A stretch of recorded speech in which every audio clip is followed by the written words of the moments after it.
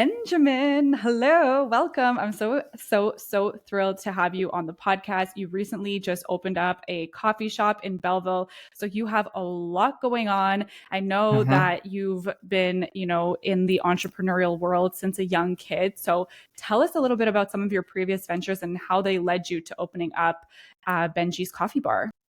Absolutely.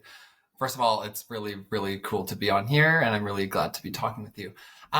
Yeah, so Yay. my goodness, it goes way back. So as a child, just to start, I came from a really large family. So there's actually 12 of us total, Oh my immediate God. family. I I'm read that number and I was like, holy six. shit, that's insane. Yeah, God bless your yeah. A lot of parents. people are like, "Oh my goodness, yeah." Kudos to them. Um, Yeah, so I'm number six out of 10 children. Wow. I'm kind of like one of the only ones who have really shown like an entrepreneurial, like a serial entrepreneurial side. And so as a child, grew up on a farm, a strawberry farm. We did like strawberries, raspberries, Oh, corn, like fun. you name it. And during the summer months, we would have lots and lots of people come down to pick their own strawberries and just have a fun time. And so as a child, I would set up a little table and sell my own baked goods. And uh, at the time, I was probably 8 to 12 years old, somewhere Right. around there. And so Mm-hmm. everything was very makeshift and Mm-hmm. unofficial, but Yeah, that yeah. kind of piqued Oh, my you weren't incorporated interest. at 8 years old? I'm surprised. um, yeah, so as a child, I did a lot of that, and as I got older, obviously working on the farm a lot more, and then I eventually branched out into trying to sell into more of the local farmers markets and just take orders for friends and family and stuff like that. Um, and so my entrepreneurial side, a lot of it. How do I phrase this? I'm very entrepreneurial, but I kind of showcase that through my food and my Mm-hmm. baking. So Mm-hmm. I am a pastry chef, and Oh, I cool. do a lot of fancy stuff like that. Um, and so I kind of showcased my talents and my skills through baking. All that to say is that as I got older, I would take a lot of orders from friends and family, and that kind of expanded over time into my later teen years, where I would sell actually more to the public. That all became more of an official business when I started the pop-ups by the Bay, so down at Zwick's Park in Belleville. Okay. Um, they had a program. I want to say next summer will be the sixth year, I think. So I did my first year, 2021. That was the first summer uh, as a COVID summer, I believe, Mm-hmm. at the pop ups. And so it was, uh, for me, it was a way to kind of test out my business ideas, test out the market in Belleville, and also just give myself a form of an income for that summer. Because I Mm-hmm. had just moved out, I had just finished college at the time, and I was like, okay, I need to make money. I need to survive. Right. So These yeah, these I pop-ups for someone who might not be familiar, they're like shipping containers, right? they And they're are, in this yes. one specific area in the park where a lot of people go to like walk their dogs. That's by the water, so they can go and hmm basically purchase food and beverages from different vendors. And you were one of those, Yeah. right? Cool. Yes. Yeah. So yeah, shipping containers. The original concept, I believe, don't quote me on this, but it came from I think it was a Belleville city worker who traveled to Halifax out Hmm. east and noticed that they had a similar concept idea where they Yeah. were doing like little pop-up style Well, stuff. have you heard of Um, Stacked Market in Toronto? I Stock market have. in I Toronto really is want to basically visit. that. Yeah, it's that, but like Yeah. on steroids. Like the one in Belleville is cute. Like there's a few of them, but obviously Toronto is a major city. And it's Mhm. really cool because like these stores look like full on stores. So there's like a bunch of these like shipping containers and these smaller Oh, okay. little shops that they've also like created like glass windows and stuff. So it's not all just shipping containers at this point, but it's like a really cool gathering point. And they've made a lot of, I guess because it's in the middle of the city, they don't have a natural park. park. So they put these like Mm-hmm. kind of turfed out areas and put like dog Oh, only okay. areas. Yeah, so it's a really cool spot, but it's really similar. So if anyone's listening from Toronto, it's a good comparison. Yeah. Oh my goodness. Yeah, I've been wanting to visit there. I almost never go to Toronto though anymore. Hmm. So I'll get there eventually. It's good Um, research. yeah, definitely. Yeah. So I forget what I was talking about. Some pop-ups. Yeah. Yeah, so the original concept I think originated from Halifax for Hmm. Belleville. And so Belleville was like, hey, we should implement something similar and do it at Zwick's because it's a really popular hub for people to just hang out and enjoy the outdoors in town. So yeah, all that to say is that I did have my first summer in 2021. It was a really, really good summer and I felt really good about it. So I went back for a second year in 2022. Um, and then from the end of the summer 2022 to this summer, I actually worked at the Grind and Vine in Trenton. Oh, So no that was way. kind of my transition uh, time because the pop ups are seasonal. Um, and so I I worked at the Grind for a couple months, and during that time, I was just trying to figure out, okay, like what do I want to do? Do I want to do the pop ups for another summer? Do I want to look into taking over a different local coffee shop that was on the market at the time, or do I want to just lay low and find a job somewhere else, or stay at the Grind? I don't know. Yeah. So at the time, I think it was earlier this year, I made the decision to do one more summer at the pop ups and also do a second location at the pop-ups in Trenton because they have a similar program there at Centennial Park. And so, yeah, so I operated two locations this past summer. And sorry, I'm rambling on. I'm taking my time What with led this. you basically to what led you to opening up the actual like coffee shop? You have this gorgeous place in an Yeah. historic building in prime downtown Belleville. So like you had this awesome experience doing these pop-ups year after year. So what ultimately made you jump from being like, all right, pop-ups are cool, but hey, I actually want a brick and mortar? Yeah, totally. So last September 2022, I was in a pivoting period. I was like, okay, what do I do? I don't Hmm. know. At the time, there weren't any storefronts available to me at the time with my budget, but also we were kind of coming to the end of COVID and prices were a little like, I don't know. And so that's why I held off, but I have been wanting to go into a storefront for quite a while now. Um, but I'm glad I didn't at the time, just with the market and the economy at the time. And so when this past September came to an end, uh, my pop ups journey was also coming to an end because I didn't have plans to go next summer. And honestly, one thing led to another, and I was basically offered this gorgeous storefront, this beautiful building. It just kind of fell into my hands, and I was like, Hmm. what do I do with this? This is such a cool opportunity. Can I afford it? So what do you Is mean it by it like was viable? presented to you? Like someone knew that you were looking for a space and said it was Yeah. available, or what did that look like?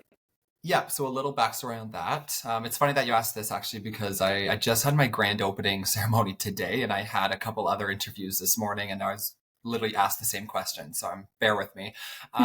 Yeah. So backstory on this building that I'm currently in.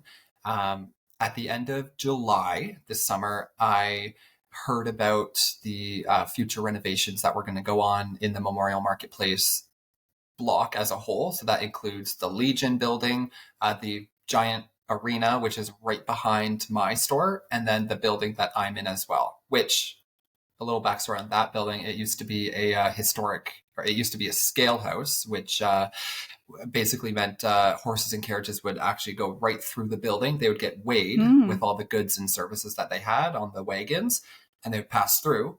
Um, and I think because of that and the other things that have been in that building back in the day, it gave the building heritage status as well as the Cool. arena. Hmm. Um, all that to say is that at the end of July, a friend of mine, Brenda, she was one of the coordinators, leaders for the pop ups this summer. She was the one that told me, "Hey, like they're going to start construction on this building. You should look into it. At the time, I was like, no way. Like, I know what this building is. It's really, really ugly. I don't really want anything to do with it. I was pretty skeptical with it. Right. And then later on in August, I had driven past it and I noticed that they had started renovations on it. And that's when I reached out to the realtor, who was kind of in charge of the project. And he was really, really quick to respond and really helpful to me, and was just saying, like, you would be a really, really good fit just with your past at the pop-ups. You're a young entrepreneur.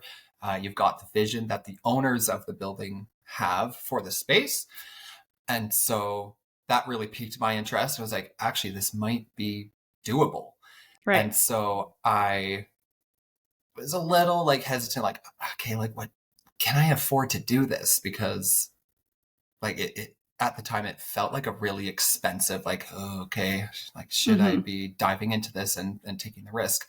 So I brought in my family. I brought in some friends of mine just to get their opinions, just to see the space. And they were like, this is a really, really beautiful building. There's a ton of potential. It's an excellent location, but can you do it? Like, do you want to commit to that? And I was like, well, if I don't do it, then I will have to find a job somewhere and work through the winter, and then kind of reassess where I'm at in the summer, whether or not I do a fourth summer at the pop-ups or not. I didn't really want to do that. So I was like, I think this is a natural next step for myself personally in my own life. And like, okay, I could probably build a bit of a career off of this, but also for my business and to take my business to new heights. Yeah. Amazing. So So how long has it been? Oh, a month. It's been a month. Okay. I was going to ask. That's crazy. So how long was like the timeline from you get the keys to construction, renovation, all that stuff to actually opening? Was it like a few months? Yeah. So when I first heard of the building being renovated, that was, I think, mid-July. I visited the space for the first time on my birthday in August, actually. Best birthday present ever. And then from there, I think it was mid-August to early September. No, mid-August to October Renovations 26th. were what? A few months?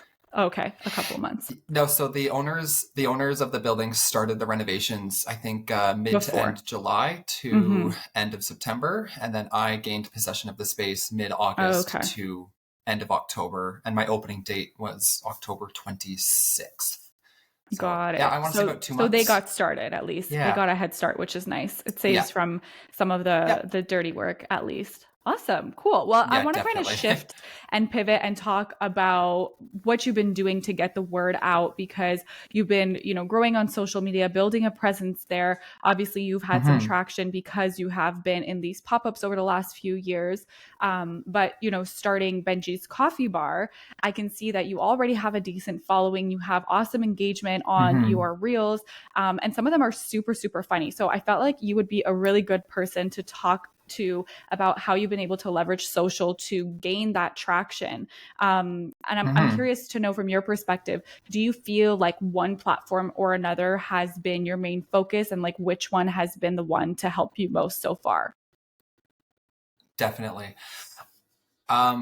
So I utilize TikTok, Instagram, and Facebook. To be perfectly honest, TikTok and Facebook have not really been helpful to me in reaching the local market that would actually come to my store to purchase items. Right. I used TikTok quite a bit back in the summer when I was operating my pop-ups, and some of them did get really good traction and good views, but I at the time is really cool. Like, oh, cool, my video got like 800,000 views. Like, well, like viral. But what does that really mean? Considering that, like, what does that really mean? Not really anything. I would say at least 790,000 of those people don't live here in the general area, who won't actually come to purchase something from me. Exactly. Which is an important thing to consider too, because depending on if you're a brick and mortar or, if you're only operating locally versus someone who might be online, direct to consumer, selling things through e-com, that's a totally different story, because then you can reach all of these people and they're all your customers, whereas you're focused more on local. So it sounds like Instagram has been a little bit more of an incubator for connecting with that local Mhm. community, assuming a lot of it started with friends and family. How did you get Yeah. past the friends and family to connect with more people? Yeah, so I started my Benji's Instagram page when I did my first summer at the pop-ups, and that was just kind of I started it to be able to tag the pop-ups Instagram page and just kind of get a bit of traction there. It was my main form of marketing to the public outside of my own family and friends. And, year after year for the past 3 summers, it has slowly grown. But when I got around to actually starting the renovations on my current location, that's when it really took off.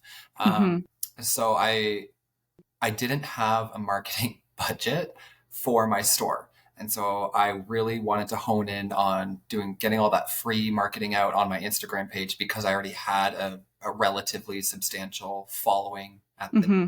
time when I first started posting those videos. Yeah. I kind of pushed TikTok to the side because that's something I'll dive into later and start posting more regularly on there. I don't use TikTok as a form of marketing. I just use it as a form of casual, humorous entertainment for Mm-hmm. whoever wants to see it. Yeah.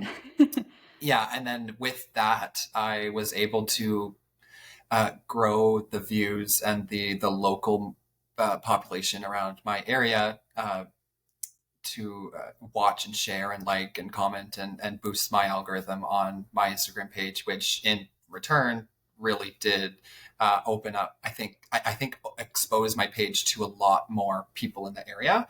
Mm-hmm. I also worked with tagging a lot of local businesses, the city, other organizations in the area to help promote and share my content. Um, and so one thing that took me by surprise, to be perfectly honest, was the videos of my renovation process. I think I have maybe 5 or 6 videos. Mm-hmm. Those were the ones that really took off Yeah.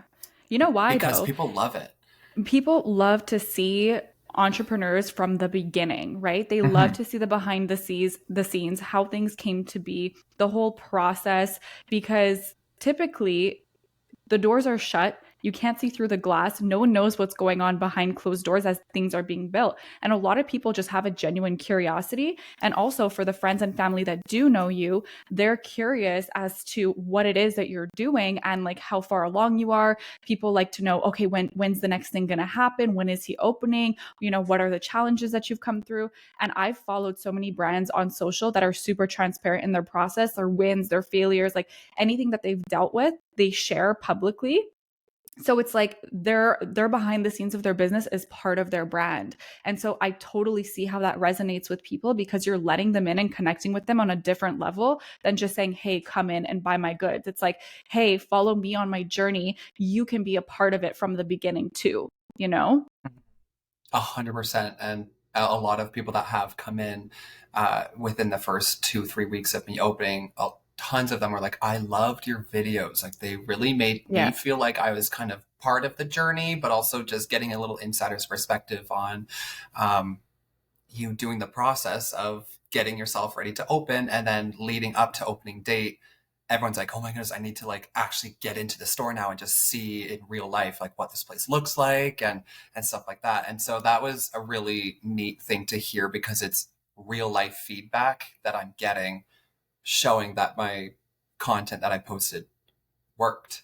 Yeah. Um, And from locals yeah, too, which is who you're targeting, right? And I've a seen you hundred also percent. post some fun like comedic stuff too. So where you're like grabbing like the payment machine and like wrapping it in a blanket and saying like he needs a break, and like Yeah. little silly things like that. Have you felt that that type of content has resonated with people? And also, at least from my perspective, I think it's like a fresh approach to have this comedic aspect to a coffee brand that Yes. people wouldn't necessarily suspect. Like, is that kind of Mhm. a part of your personality that you feel is shining through? Like, where did that come from? Yes, yeah. So I like to say that I have a really interesting sense of humor. I may a lot of people just really enjoy having me around just because I'm not trying to toot my own horn, but like a lot of people just enjoy having me around because of my Yeah, no. personality and my sense of humor. And I do have that like Gen Z type of humor, which can kind of be a little bit like, should you be posting this kind of stuff? Or like, I don't know. So I do have to like go through a little process before I post anything like, okay, is this appropriate? Will people Right. get offended by this? Is it actually funny, or is it just kind of like ratchet humor that it won't really be appreciated? And so I do have a little mental like, okay, is this good to post? Most of the time, no. So the stuff that does get posted, yes, I would consider it appropriate for people to watch. But with the videos that you're talking about, like the payment machine, or Hmm. some of my older videos, or Give even us some an of my more example of recent one of ones. your older videos. Give me an Yeah. example. Oh geez, I post a lot of those like funnier, random, humorous videos on my TikTok page, which hasn't really been active a whole lot. But one of them has been. I'm trying to think. I think one of my Instagram reels that really did take off was back in July. It's me portraying myself as a customer, and I'm asking. I think I'm asking for a drink with no ice. And my sister, who was working for me at the time, was like imitating the server, and uh, it's just like a close up where I'm like looking at the cup, and I'm like, "There's ice in here." Like I asked for no ice, and she ends up like grabbing the cup and scooping the ice out with her hand Oh and God. throwing it out. And then at the end of the video, it's like she sticks her whole hand in the cup and like picks it up and takes it away. That one, like, it's just things But like it's that silly. it's Yeah. so funny and it's Yeah. silly and it's my personality and my weird humor kind of coming out through my content. And I think a lot of people, they think it's funny and it's enjoyable, easy, consumable content that Yeah. kind of gives a side of my business and my brand a different side than a lot of other businesses around here. Because what I'm trying to steer away from with my content posting is like hey guys, come, I made some cookies today, go, they're $2 each, come buy them before they're gone. Like I want to stay away from that kind of stuff because Yeah. it comes across as a little demanding and a little bit just kind of like, It's salesy. It's okay, salesy. yeah, Yeah. it's salesy. People don't love that. People don't love that. And that's an important thing to consider too, because like when building out a social media strategy, like you mentioned, number one, I actually want to go back. You mentioned the fact that you didn't have a marketing budget, so you took it into your own hands. Mhm. So, that's a good note for any entrepreneur, someone who's starting out who may not have the budget. You can do it yourself, but just be smart and strategic about it. Ask other people who are also running business or who have done this before or who work in marketing and social what their personal opinion is and just kind of consult in that regard, right? Or maybe join a group on Facebook and connect with people there because there is free advice that you can get to be able to go Mhm. off and do it yourself, right? So knowing that you're like, hey, I want to differentiate myself by being comedic and having that approach. I also want to let people in by having behind the scenes content. So that's where you already know you're like, okay, this is what I want to focus on. And I think it's important to note that, like, from a sales perspective, too, like, yeah, it's great to share when you do have sales or when you do want to bring in customers for a special event. But if all you're ever doing is selling, selling, selling, selling, no one's going to want to stay on your page.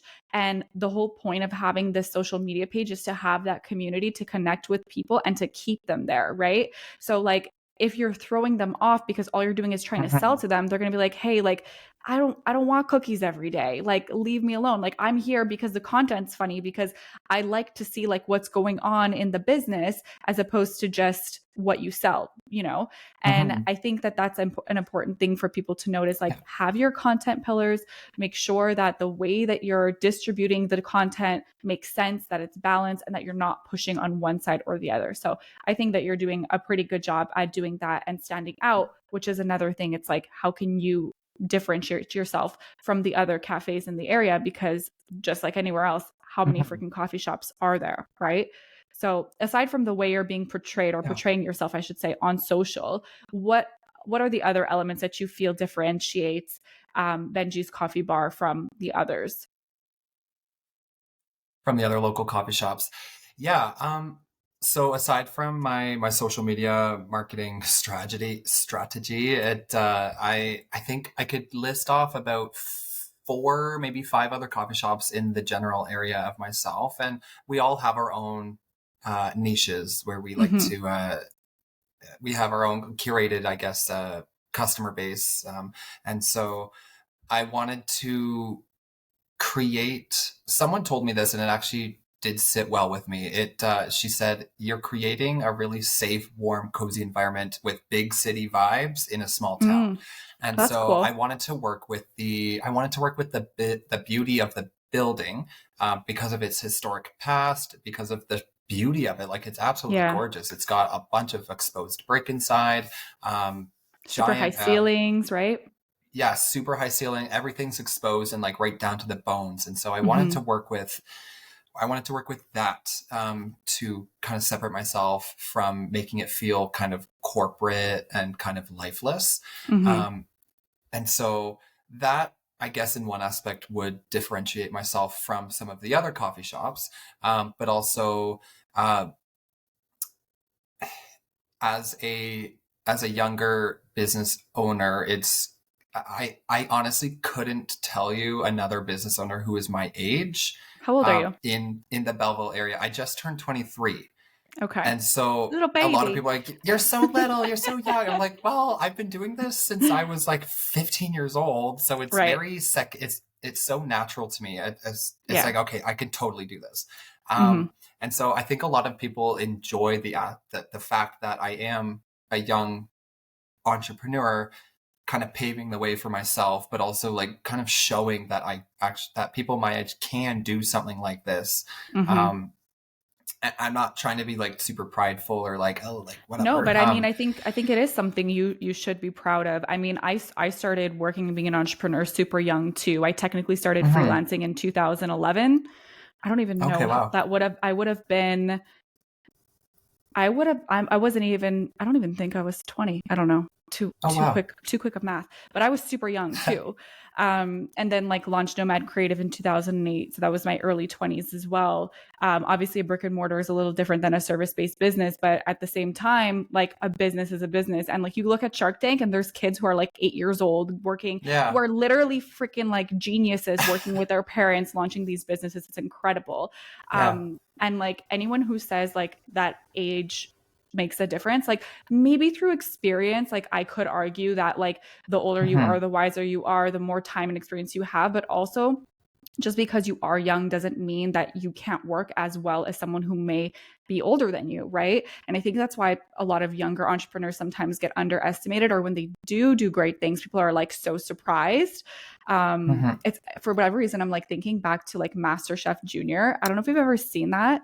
I loved that These show when I was a kid. kids are like, I can't cook like that. The ingredients, the recipes, the shit that they put together, it's like incredible. It's And crazy. so yeah, and so just to even think about that, like to have that kind of knowledge and power at a young age, they're all like, let's say average 10 years old or whatever.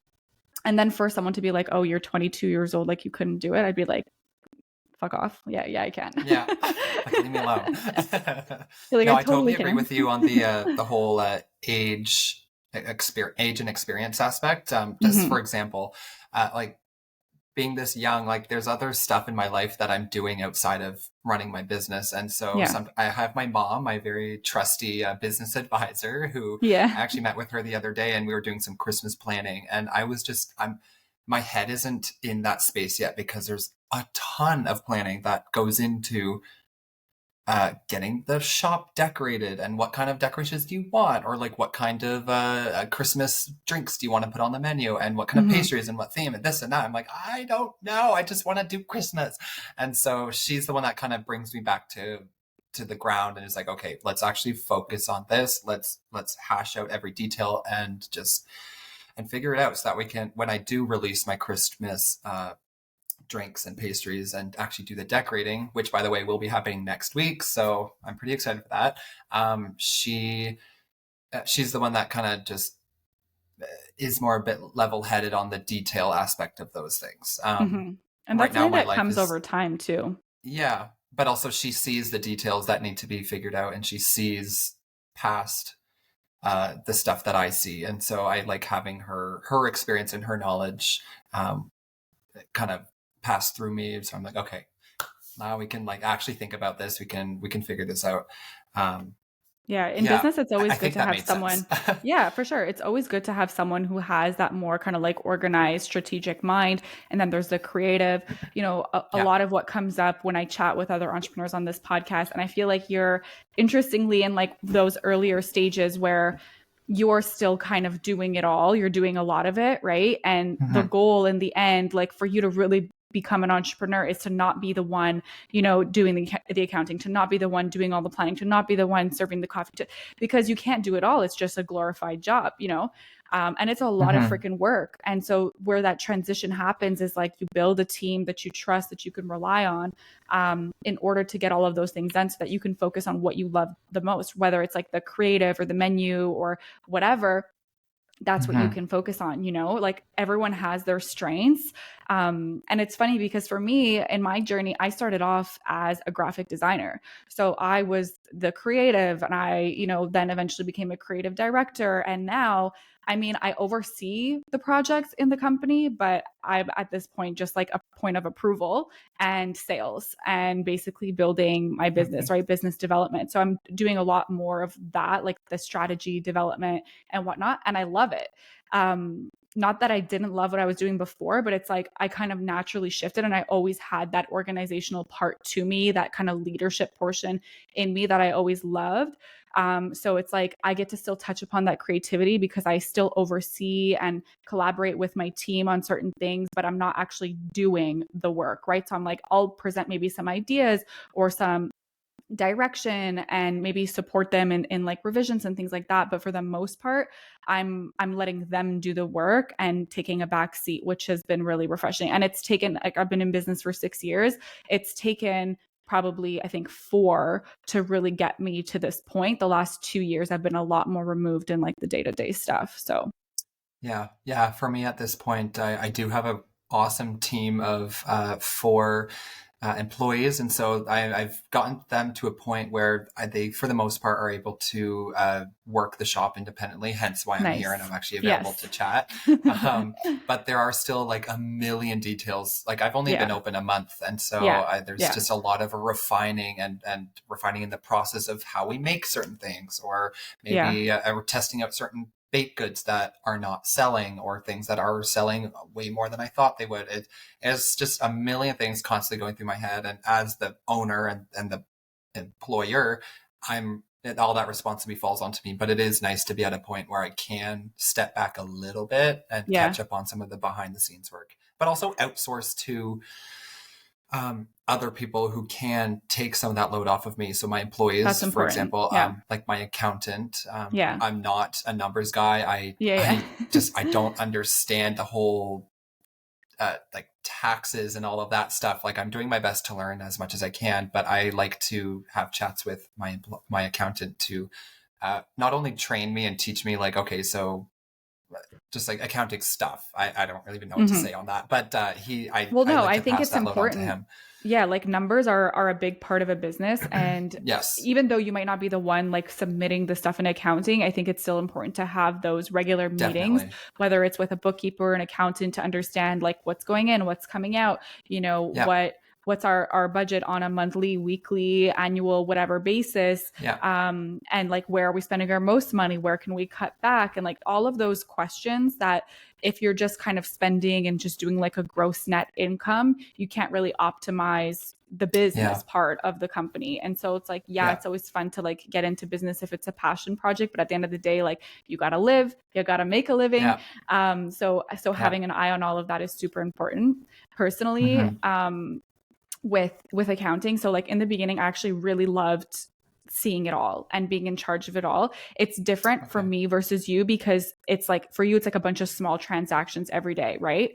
For me it's a Yeah. service-based business, so we have bigger transactions but less frequently. So it's a little easier to manage from that perspective, Hmm. whereas that's why, like, if it was like an everyday thing, I'd be like, no, like not for me. But because it was so infrequent, and I mean that's what it is, it's always like scheduled. So either it's like the first of the month, like everyone gets charged and it's like on a credit card, so it's automated. I don't have to Okay. worry about that. Or if it's like a project that spans 6 to 12 months, then there's like 3 different installments that are scheduled to go out. So it was pretty much just like plugging that in, scheduling things out, understanding where the money was coming and going, and being on top of making sure that everything was getting paid. And so I actually felt like it excited me to see what was coming in and what was coming out. So if I felt like we were slowing down, it's like, okay, let me ramp up like the marketing and the efforts there, and to really understand what's been going on with the money.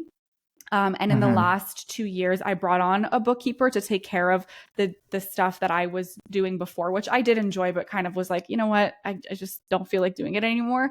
Yeah. So he came in and started taking care of all of that. And I actually started to feel like really disconnected from the progress of the growth of the business. And it was my fault because I wasn't meeting monthly. I was just letting him do it. And then at the end of the year, I was like, okay, how did we get here? How did we get here? Yeah. And so I Yeah. feel like that was a mistake on my part, where it's like, if you are involved throughout, even if you're not the one doing it, but at least like meeting to get an understanding, like in increments, whether it's quarterly or monthly, I think it does give you a leg up as an entrepreneur, and personally motivates you to continue to like grow and make more money as well. So anyone who is, starting a business or is in the early stages of building their brands, I personally think it's still really important to be connected to that money aspect, to just like stay educated and stay on top of what's happening within your business. Because let me tell you, if you don't have money within your business, you will get stumped and you won't be able to grow. Yeah. You won't be able to take the next step. And the last thing you want to do is put yourself in a situation where you're like stuck and screwed and you have to close because you just weren't mindful of what was coming in and out of the business. Definitely. Yeah. Just to like follow up on that, I should have like rephrase what I said earlier. The whole the accounting side of things, so like the payroll, bookkeeping, and like all the receipt tracking stuff. That's the stuff that I'm not really good at doing. Yeah. So, and because it's been such a crazy first month, like I can barely keep up with all of that stuff. And so currently, to be perfectly honest, it is pretty helter skelter with all of my receipts and organizational skills. But I absolutely love seeing the reports and seeing the sales trends and seeing the numbers and like, okay, how many of this item did I sell? How many of this? And what can I do to improve? And like pricing out every single one of my drinks and this and that. But those things take time. They take a long time. And I don't have that time to do it. And so that's why it's kind of crazy right now. But I'm hoping to get to a point, maybe December, January, when I can actually sit down and take some time to get all of my stuff organized and have some family come help me do that stuff, because I actually do enjoy that side of the business. If I'm perfectly honest, the making the coffees and talking to the customers is all fun, but it's not where my interest lies. Like as the owner, obviously I have to like be the face of the company. I do have to I have to show myself in the store every once in a while. You don't have to. That is a choice. Though. It's a choice. Yeah. It's a choice. But like you said, it seems like a lot of people are kind of gravitating towards you because of who you are and the fact that you're a young entrepreneur. And that's what, like, I recently spoke with Taylor Russett, who owns another coffee shop in Trenton, so not too far from you. And he was kind of saying the same thing. He's like, I started this business not to be a barista, but to basically be the brains and the vision behind the brand of what is the Grind and Vine. So like, it sounds like you're kind of in that similar space. It's like, being there is fun, and I get that too. It's like, with my business, I could relate it to like, being in the client meetings every day, it can be fun, but also it's like gets to a point where it's like, you can't possibly do it all. And that's kind of the first thing that goes, because it's one of the easier places to hire people to support you. Definitely. Yeah. And that's where I see myself and Taylor actually quite a bit, because of my experience working there for a few months, I was able to get an insider's perspective on how he runs the business and just learn a lot from him and just get to know like, cool. What is it actually like running an actual coffee shop and not a pop-up shop? And we're very similar in those ways where, I didn't start my business to be a barista, but I know the industry and I've worked in the industry for a long time. So I know, for the most part, what it takes to run a coffee shop. but I don't want to make the drinks all the time. I Yeah, like to yeah. do the behind the scenes stuff. So yeah, that's just to clarify that. Yeah, no, it makes sense. It makes sense. Kind of like every business, you know, you have the elements that you want to focus on in the beginning. We all take on so much more than we ever thought we could Yeah. possibly. Yeah. Um, but I think that's a cool part too, you know, because when you do get to let go, that means you have a different level of knowledge and understanding of what that role entails. This way, you're able to support your team better and also just have Yeah. more realistic expectations, be more like empathetic in the way that you lead them. And that was my approach with my business. Obviously, there's certain elements and certain things where I'm like, I have no idea about them at this point because we've expanded to become a full service agency at this point. So like in the beginning when it was just branding, it's like, yeah, okay, like that's what I was used to doing.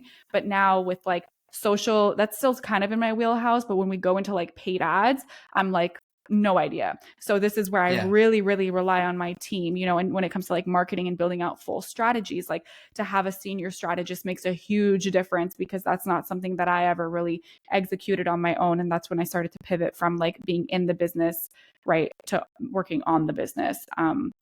So yeah, team is huge, huge, huge, huge, huge, huge. Yes. Um, Very important.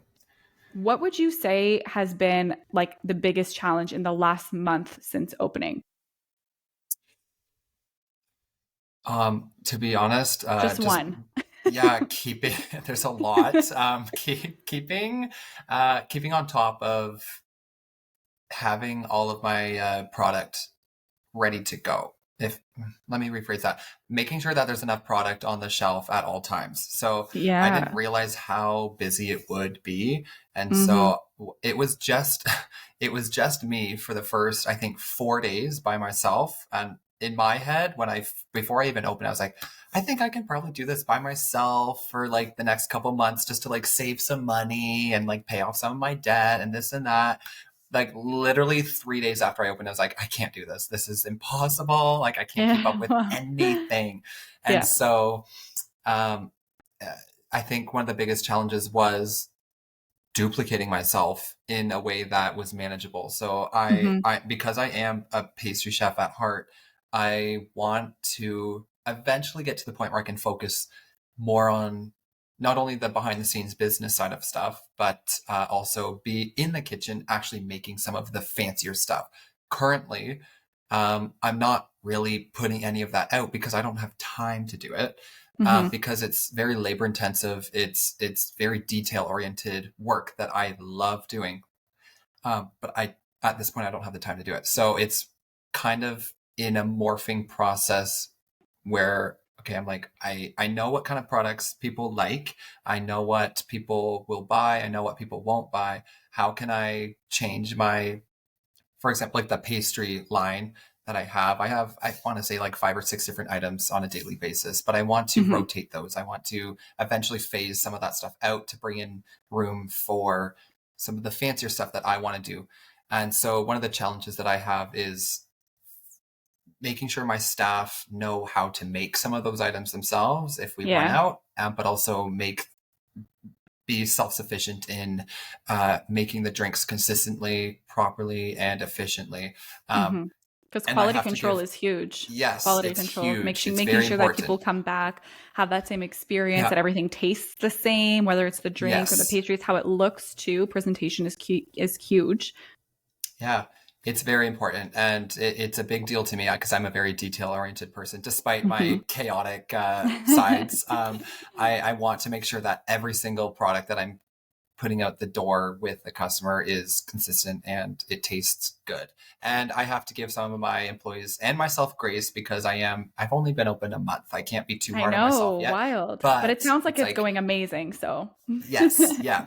But with that month, with only being open for a month, I want to make sure that I am already staying consistent with what I'm doing and making sure that we all are in the know of how and when, where, and whatever, how to do things. yeah. I Well, think that makes sense. a lot of restaurants have like soft openings to make sure to test like their wait staff, the Yeah. production and the back end because a lot can go wrong, right? There are so many different aspects into running a restaurant. And so this is somewhat similar, you know, the fact that you have someone who needs to be preparing and baking and making sure that things are ready while still be client facing at the front. So like all of Yeah. these different aspects to make sure that they're all in line, that people know what they're doing. Because when a business opens, that's usually when you have like the most traction. Everyone's going to walk through the door. So if their first impression of your business isn't great, you're losing a potential customer, right? Opportunity Yeah. for them to come back. Whereas if it's amazing, then yeah, they're